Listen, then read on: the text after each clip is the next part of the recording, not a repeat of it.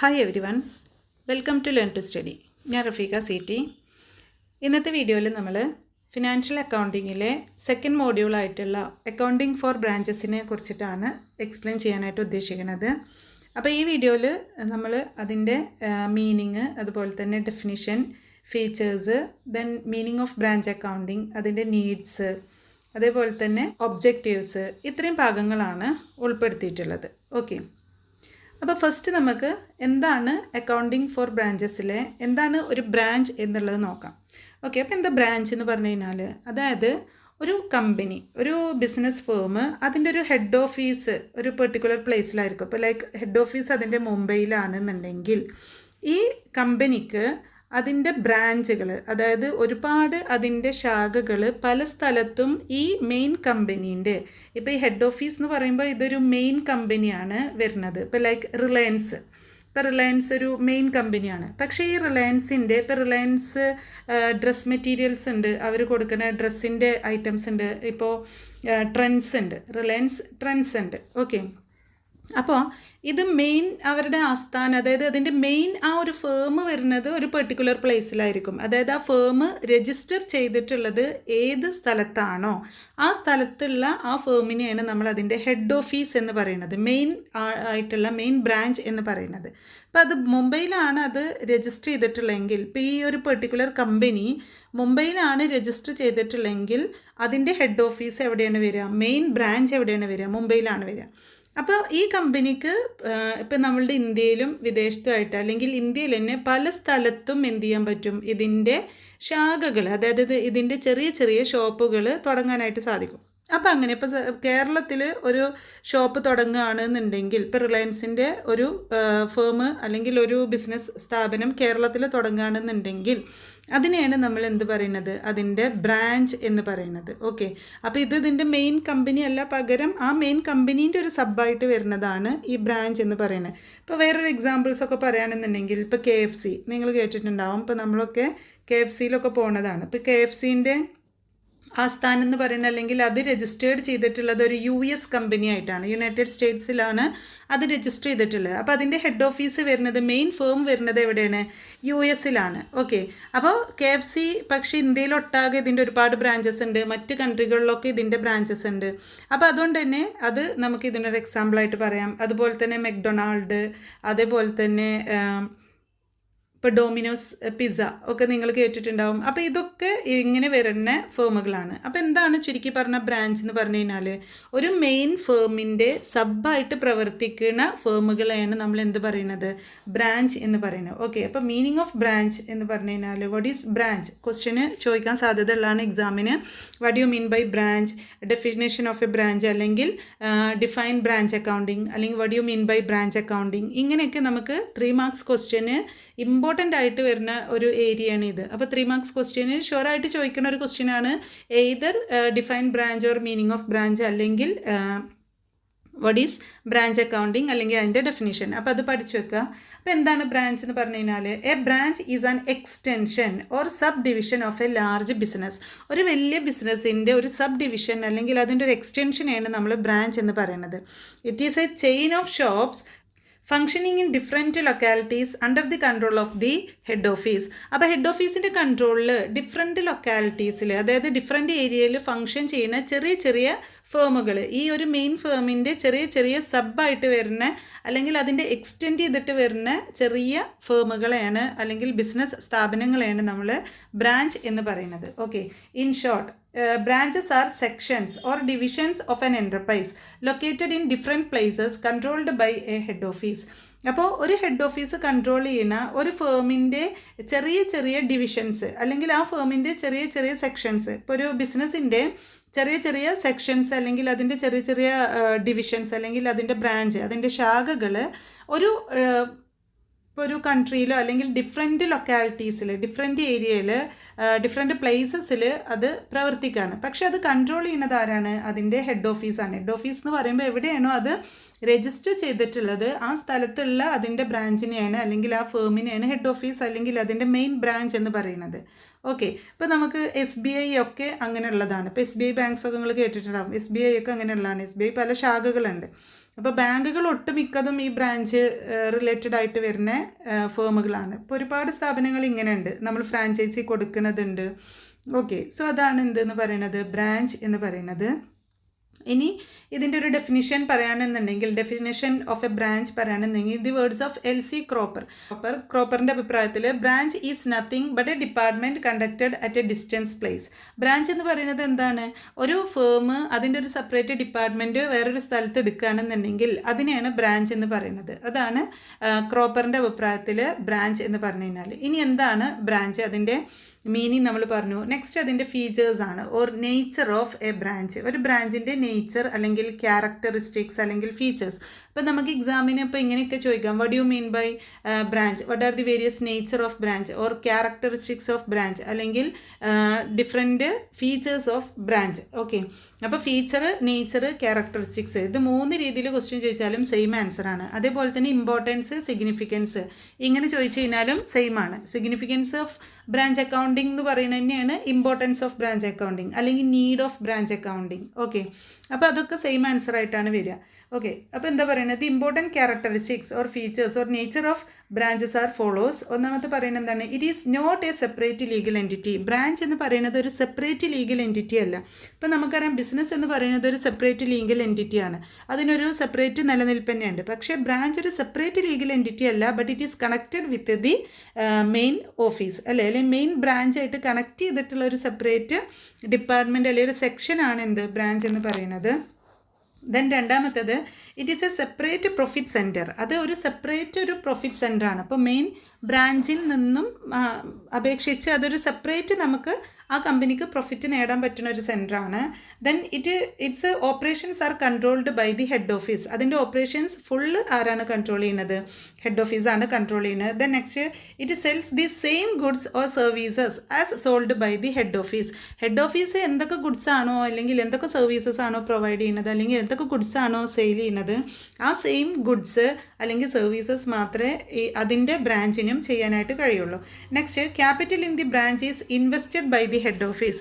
ഓരോ ബ്രാഞ്ചിലും ഇൻവെസ്റ്റ് ചെയ്യുന്ന ക്യാപിറ്റൽ അത് ഹെഡ് ഓഫീസാണ് ഇൻവെസ്റ്റ് ചെയ്യുന്നത്. സെപ്പറേറ്റ് ഒരു പേഴ്സണിന് അതിൽ ഇൻവെസ്റ്റ് ചെയ്യാനുള്ള യാതൊരു അവകാശവുമില്ല. അതായത് ബ്രാഞ്ച് എന്ന് പറയുമ്പോൾ ഒരു മെയിൻ ഒരു കമ്പനി ഉണ്ടാവും, ആ കമ്പനീൻ്റെ ഒരു സെപ്പറേറ്റ് സെക്ഷനാണ് ബ്രാഞ്ച്. അപ്പോൾ ആ ബ്രാഞ്ചിനെ ഫുള്ള് കൺട്രോൾ ചെയ്യുന്നത് ഈ കമ്പനി, മെയിൻ കമ്പനി തന്നെയാണ്. അതിൻ്റെ എല്ലാ കാര്യങ്ങളും നോക്കുന്നത് മെയിൻ കമ്പനി തന്നെയാണ്.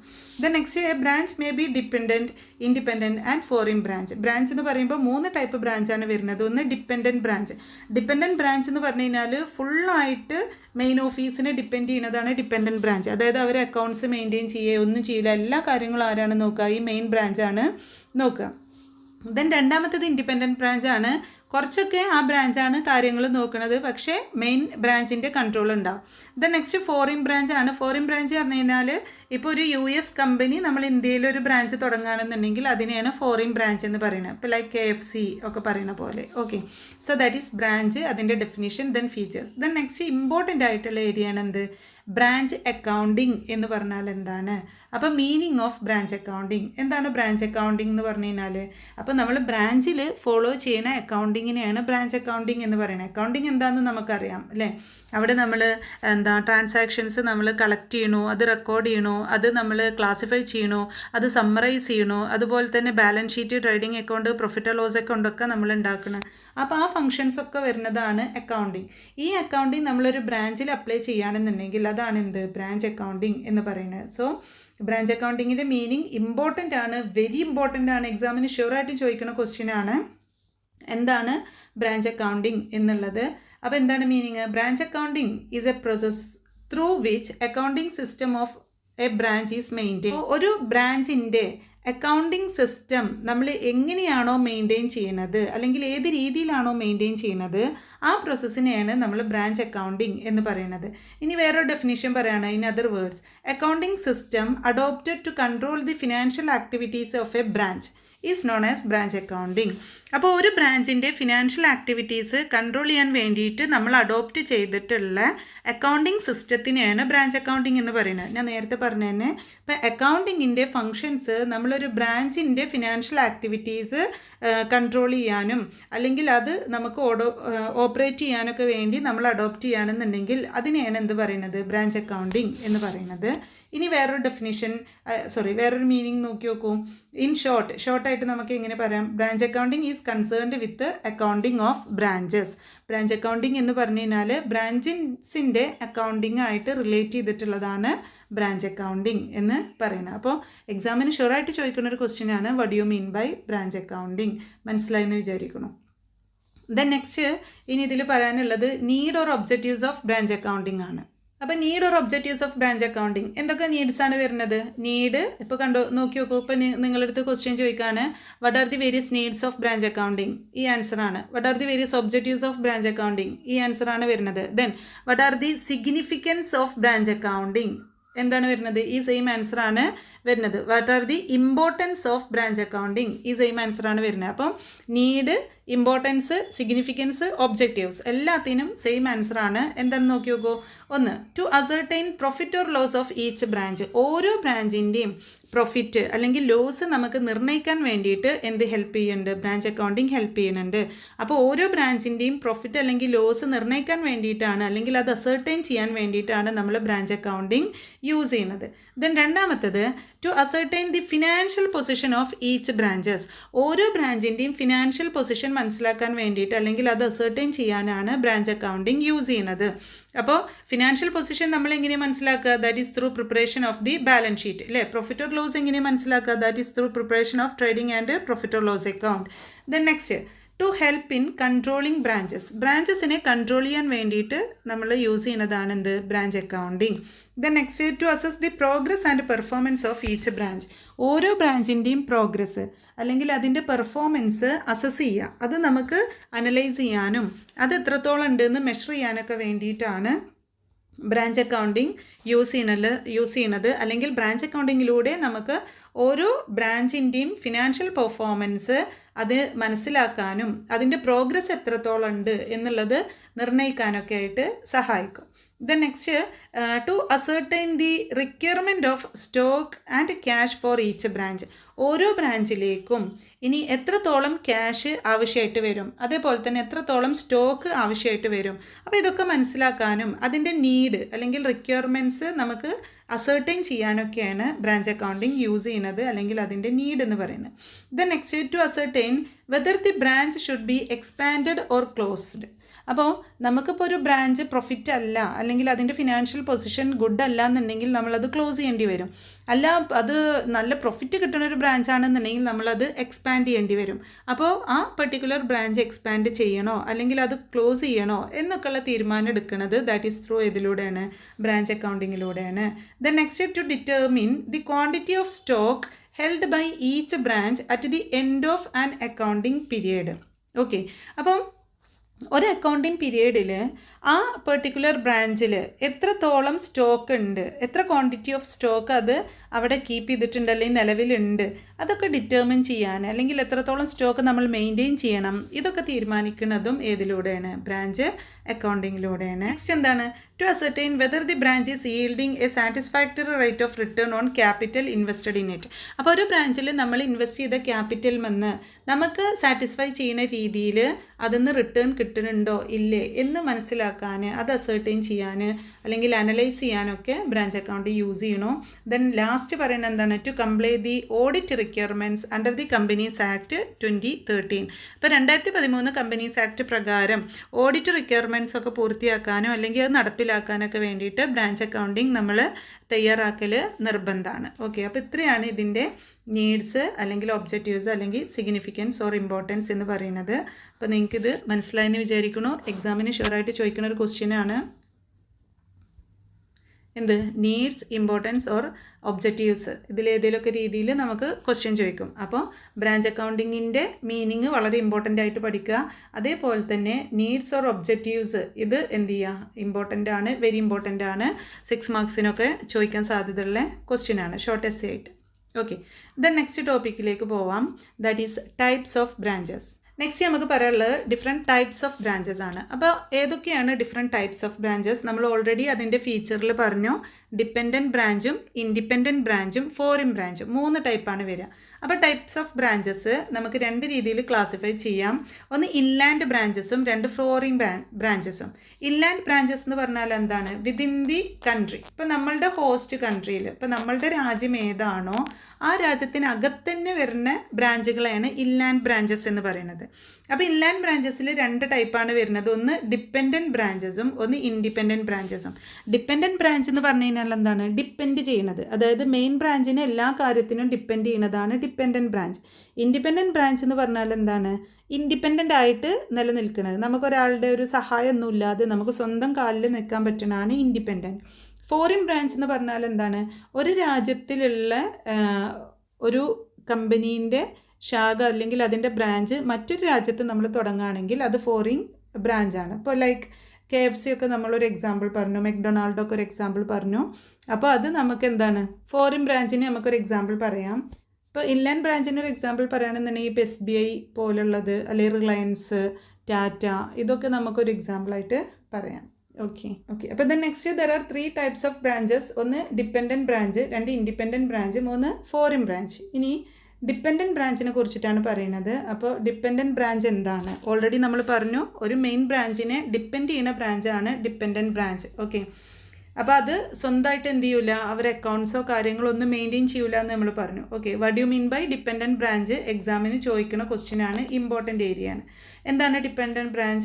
The branch which does not maintain a complete record of its transaction is known as a dependent branch.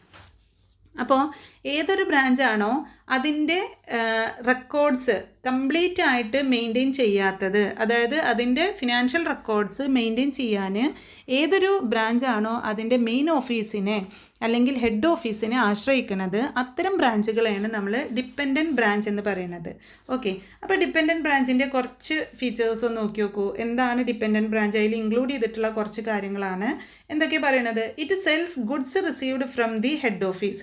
അപ്പോൾ ഹെഡ് ഓഫീസിൽ നിന്ന് എത്രത്തോളം ഗുഡ്സ് ആണോ കിട്ടിയിട്ടുള്ളത്, അല്ലെങ്കിൽ ഏതൊക്കെ ടൈപ്പ് ഗുഡ്സ് ആണോ കിട്ടിയിട്ടുള്ളത്, അത് മാത്രമേ ഡിപ്പെൻഡൻറ്റ് ബ്രാഞ്ച് സെല്ല് ചെയ്യുള്ളൂ. It has no power to purchase goods from others. അപ്പോൾ മറ്റുള്ള സപ്ലയേഴ്സിൻ്റെ അടുത്തുനിന്നോ അല്ലെങ്കിൽ മറ്റുള്ളവരുടെ അടുത്തുനിന്ന് ഗുഡ്സ് പർച്ചേസ് ചെയ്യാനുള്ളൊരു പവർ ഡിപ്പെൻഡൻറ്റ് ബ്രാഞ്ചിനില്ല. എന്താണോ നമ്മളുടെ ഹെഡ് ഓഫീസ് നൽകുന്നത് അല്ലെങ്കിൽ മെയിൻ ബ്രാഞ്ച് നൽകുന്നത് അത് മാത്രം വിൽക്കുക എന്നുള്ളതാണ് ആരുടെ കടമ? ഡിപ്പെൻഡൻറ്റ് ബ്രാഞ്ചിൻ്റെ കടമ. Then next, it may sells goods for cash or for cash as well as on credit. Okay, അപ്പോൾ ഇവിടെ എന്താ പറയുന്നത്? അതായത് ഡിപ്പെൻഡൻറ്റ് ബ്രാഞ്ചിന് ക്യാഷിനും ക്രെഡിറ്റിനും ഗുഡ്സ് പർച്ചേസ് ചെയ്യാനുള്ള ഒരു റൈറ്റ് ഉണ്ട്. Then it works strictly according to the instruction of the head office. അപ്പോൾ ഹെഡ് ഓഫീസിൻ്റെ സ്ട്രിക്റ്റ് ഇൻഫോർമേഷൻ അല്ലെങ്കിൽ സ്ട്രിക്റ്റ് ഒരു ഇൻസ്ട്രക്ഷൻസ് എന്താണോ അതിനെ ബേസ് ചെയ്തിട്ട് മാത്രമാണ് ഡിപ്പെൻഡൻറ്റ് ബ്രാഞ്ചസ് വർക്ക് ചെയ്യുക. അപ്പോൾ അത് ഫുള്ളി ഡിപ്പെൻഡഡ് ഓൺ എന്താണ്? ഹെഡ് ഓഫീസാണ്. അതായത് മെയിൻ ബ്രാഞ്ച് എന്താണോ പറയുന്നത് അത് മാത്രമേ അവർ ചെയ്യുള്ളൂ. മെയിൻ ബ്രാഞ്ച് എങ്ങനെയാണോ എന്തൊക്കെ ഗുഡ്സാണോ കൊടുക്കുന്നത് അത് മാത്രമേ അവർ സെല്ല് ചെയ്യുള്ളൂ. മെയിൻ ബ്രാഞ്ചാണ് എല്ലാ അക്കൗണ്ട്സും മെയിൻറ്റെയിൻ ചെയ്യുന്നത്, മെയിൻ ബ്രാഞ്ചാണ് അവർക്ക് ക്യാഷ് കൊടുക്കുന്നത്, മെയിൻ ബ്രാഞ്ചാണ് സ്റ്റോക്ക് കൊടുക്കുന്നത്. അപ്പോൾ എല്ലാ കാര്യങ്ങളും ശമ്പളം എല്ലാം അവരാണ് പ്രൊവൈഡ് ചെയ്യുക. ഓക്കെ, ദെൻ നെക്സ്റ്റ് എന്താണ്? It does not maintain books of accounts. അപ്പോൾ dependent branches books of accounts maintain ചെയ്യൂല. This means that head office fully maintains the accounts and records. Head office മാത്രമാണ് അക്കൗണ്ട്സും റെക്കോർഡ്സും ഒക്കെ മെയിൻറ്റെയിൻ ചെയ്യുന്നത്.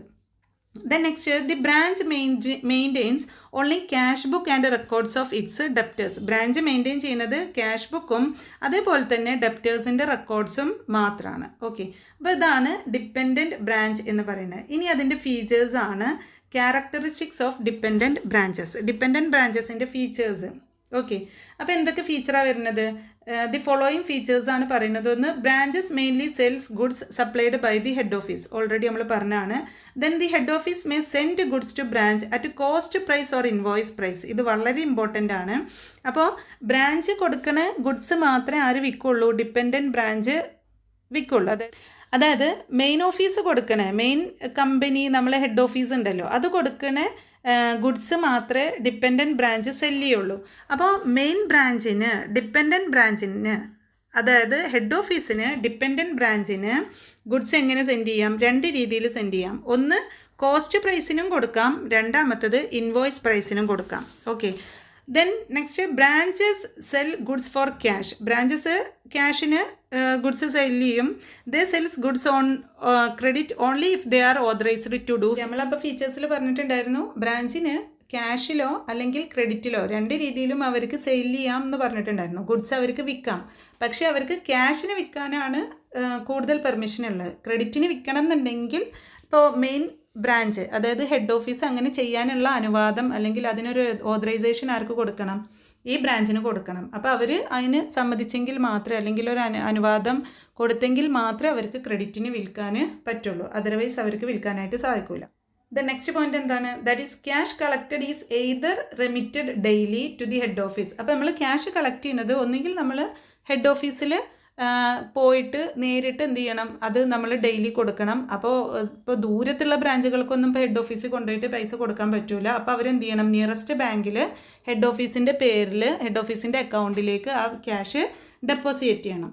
Okay, or deposited in the head office account in A local bank. അപ്പോൾ നമ്മളുടെ nearest bank ഏതാണോ, ബ്രാഞ്ചിൻ്റെ അടുത്തുള്ള bank ഏതാണോ, ആ ബാങ്കിൽ പോയിട്ട് അവരുടെ ഹെഡ് ഓഫീസിൻ്റെ അക്കൗണ്ടിലേക്ക് നമ്മൾ ആ ക്യാഷ്, അന്നന്ന് ചെയ്യുന്ന സെയിലിൻ്റെ ക്യാഷ് നമ്മൾ ഡെപ്പോസിറ്റ് ചെയ്യണം.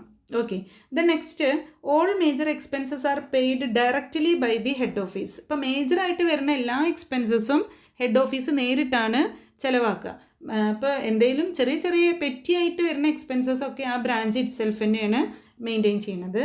ഓക്കെ, ദെൻ നെക്സ്റ്റ് എന്താ പറയുന്നത്, പെറ്റി എക്സ്പെൻസസ്. ഇപ്പോൾ നമ്മൾ പറഞ്ഞ കാര്യങ്ങൾ, petty expenses are allowed to be paid by branch manager out of petty cash book balance. അപ്പോൾ ബ്രാഞ്ച് മാനേജറിന് ഒരു പെറ്റി ക്യാഷ് ബുക്ക് കൊടുത്തിട്ടുണ്ടാവും, ഒരു ക്യാഷ് ബാലൻസ് കൊടുത്തിട്ടുണ്ടാവും. ആ ക്യാഷിൽ നിന്നും അവർ ചെറിയ ചെറിയ സ്മോൾ എന്തെങ്കിലും എക്സ്പെൻസസ് ഒക്കെ ഉണ്ടെങ്കിൽ, ചെറിയ ചിലവുകളൊക്കെ ഉണ്ടെങ്കിൽ ബ്രാഞ്ച് മാനേജറാണ് അത് ഡീൽ ചെയ്യുക. പക്ഷേ മെയിൻ എക്സ്പെൻസസ് ഒക്കെ ബ്രാഞ്ച് ഹെഡ് ഓഫീസാണ് നേരിട്ട് ചെയ്യുന്നത്. Okay, then next branches do not maintain their own books. ഓരോ ബ്രാഞ്ചും അവരുടെ സ്വന്തം ബുക്സ് ഒന്നും മെയിൻറ്റെയിൻ ചെയ്യില്ല. ഡിപ്പെൻഡൻറ്റ് ബ്രാഞ്ചിൻ്റെ കേസിലാണ് കേട്ടോ. They maintain some memorandum records such as cash book, stock register, sales book, debtors account etcetera. അപ്പോൾ ഡിപ്പെൻഡൻറ്റ് ബ്രാഞ്ചിൻ്റെ അക്കൗണ്ട്സൊക്കെ മെയിൻറ്റെയിൻ ചെയ്യുന്നത് ഹെഡ് ഓഫീസാണ്. പക്ഷേ അവർ സെർട്ടൻ റെക്കോർഡ്സ് അവർ മെയിൻറ്റെയിൻ ചെയ്യും. കാരണം നമ്മൾ ഫുൾ അങ്ങോട്ട് ഹെഡ് ഓഫീസ് ചെയ്താൽ ഇവിടെ എന്താ നടക്കണമെന്നുള്ളത് നമുക്കറിയില്ലല്ലോ, നമ്മളുടെ ബ്രാഞ്ചിൽ എന്തൊക്കെ ട്രാൻസാക്ഷൻ നടന്നു എന്നുള്ളത് അറിയില്ലല്ലോ. അപ്പോൾ അത് മനസ്സിലാക്കാൻ വേണ്ടിയിട്ട്, അല്ലെങ്കിൽ അതറിയാൻ വേണ്ടിയിട്ട് അവരെന്ത് ചെയ്യും, ഡെയിലി ക്യാഷ് ബുക്ക് മെയിൻറ്റെയിൻ ചെയ്യും, സ്റ്റോക്ക് രജിസ്റ്റർ മെയിൻറ്റെയിൻ ചെയ്യും, സെയിൽസ് ബുക്ക് മെയിൻറ്റെയിൻ ചെയ്യും, ഡെപ്റ്റേഴ്സ് അക്കൗണ്ടൊക്കെ മെയിൻറ്റെയിൻ ചെയ്യും. ഡെപ്റ്റേഴ്സ് അക്കൗണ്ട് നമ്മൾ ക്രെഡിറ്റ് സെയിൽ നടത്തുകയാണെങ്കിൽ മാത്രം മെയിൻറ്റെയിൻ ചെയ്താൽ മതി. ഓക്കെ, ഇൻ ഷോർട്ട് ഇപ്പോൾ ചുരുക്കി പറഞ്ഞാൽ എന്താണ്, the branch generally depends on the head office for the goods and cash to operate. അപ്പം ഡിപ്പെൻഡൻറ്റ് ബ്രാഞ്ചിൻ്റെ കേസ് പറയുകയാണെന്നുണ്ടെങ്കിൽ, അതായത് ആ ബ്രാഞ്ച് ഓപ്പറേറ്റ് ചെയ്യാൻ വേണ്ടിയിട്ടുള്ള ക്യാഷിനും സ്റ്റോക്കിനും ഒക്കെ അവരെന്ത് ചെയ്യണം, അവർ മെയിൻ ബ്രാഞ്ചിനെ ഡിപ്പെൻഡ് ചെയ്യണം. അതാണ് ഡിപ്പെൻഡൻറ്റ് ബ്രാഞ്ച് എന്ന് പറയുന്നത്. ഓക്കെ, ദെൻ നെക്സ്റ്റ് ഇതിൽ പറയുന്നത് methods of maintaining accounts of dependent branches. Dependent ബ്രാഞ്ചസിൻ്റെ കേസിൽ എങ്ങനെയാണ് അക്കൗണ്ട്സ് മെയിൻറ്റെയിൻ ചെയ്യുന്നത്, അതിൻ്റെ മെത്തേഡ്സ് ആണ്, രീതികളാണ്, അല്ലെങ്കിൽ ടെക്നിക്സ് ആണ്. അപ്പോൾ മെയിനായിട്ട് വരുന്ന 4 മെത്തേഡ്സ് ആണുള്ളത്. There are 4 main methods of accounting for dependent branches. Dependent ബ്രാഞ്ചസിന് 4 മെയിൻ മെത്തേഡ്സ് ആണുള്ളത്. അതിൽ ഒന്നാമത്തത് ഡെപ്റ്റേഴ്സ് സിസ്റ്റം, രണ്ടാമത്തത് stock and debtors system, 3 final account system, 4 wholesale branch system. ഇതിൽ നിങ്ങളുടെ സിലബസ് പ്രകാരം നിങ്ങൾക്ക് മെയിനായിട്ട് വരുന്ന ഈ 2 മെത്തേഡ് എന്ന് പറയുന്നത് ഈ ആദ്യത്തെ 2 മെത്തേഡാണ്. ഇതാണ് പഠിക്കേണ്ടത്. അതായത് ഒന്ന് debtors system, 2 stock and debtors system. അപ്പോൾ ഇതിൽ നമുക്ക് എന്താണ് ആദ്യത്തെ മെത്തേഡാണ് നോക്കുന്നത്. അപ്പോൾ ഡെപ്റ്റേഴ്സ് സിസ്റ്റം എന്താണ്, ഡെപ്റ്റേഴ്സ് സിസ്റ്റം എന്നുള്ളത് നോക്കാം.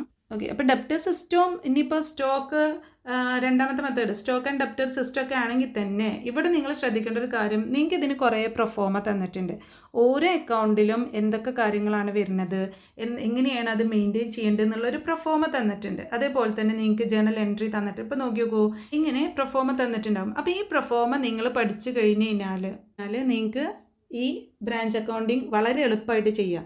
ഇവിടെ നമുക്ക് ഇത് പഠിച്ച് വെക്കൽ വളരെ നിർബന്ധമാണ്. കാരണം ഓരോ പ്രൊഫോമയിലും വരുന്ന കാര്യങ്ങൾ, ഓരോ അക്കൗണ്ടിനും ഓരോ പ്രൊഫോമ തന്നിട്ടുണ്ട്. അത് വരുന്ന കാര്യങ്ങൾ നിങ്ങൾക്ക് അറിയണം. എങ്ങനെയൊക്കെയാണ് വരുന്നത് എന്നുള്ളത് അറിഞ്ഞു കഴിഞ്ഞാൽ നിങ്ങൾക്ക് തന്നിട്ടുള്ള ക്വസ്റ്റ്യനിന് അത് മാത്രം ഇതിലേക്ക് എടുത്ത് എഴുതി ഇത് ചെയ്താൽ മാത്രം മതി. ഓക്കെ, അപ്പോൾ പ്രൊഫോമ പഠിക്കൽ വളരെ നിർബന്ധമാണ്. പ്രൊഫോമ പഠിച്ചെങ്കിൽ മാത്രമേ നിങ്ങൾക്ക് എന്ത് ചെയ്യാൻ പറ്റുള്ളൂ, നമുക്ക് ഇതിൽ പ്രോബ്ലംസ് ഒക്കെ വർക്കൗട്ട് ചെയ്യാൻ പറ്റുള്ളൂ. ഓക്കെ, അപ്പോൾ നെക്സ്റ്റ് ക്ലാസ്സിൽ നമുക്ക് എന്താണ് ഡെപ്റ്റേഴ്സ് സിസ്റ്റം എന്ന് നോക്കാം. അപ്പോൾ ഈ ക്ലാസ് എല്ലാവർക്കും മനസ്സിലായെന്ന് വിചാരിക്കുന്നു. അപ്പോൾ ക്ലാസ്സൊക്കെ മനസ്സിലായിട്ടുണ്ട്. നിങ്ങൾക്ക് ഈ ക്ലാസ് ഹെൽപ്ഫുൾ ആണെന്നുണ്ടെങ്കിൽ നിങ്ങൾ തീർച്ചയായിട്ടും എൻ്റെ ചാനൽ സബ്സ്ക്രൈബ് ചെയ്യുക, അത് ഷെയർ ചെയ്യുക, ഫ്രണ്ട്സിനൊക്കെ ഷെയർ ചെയ്യുക. ഓക്കെ.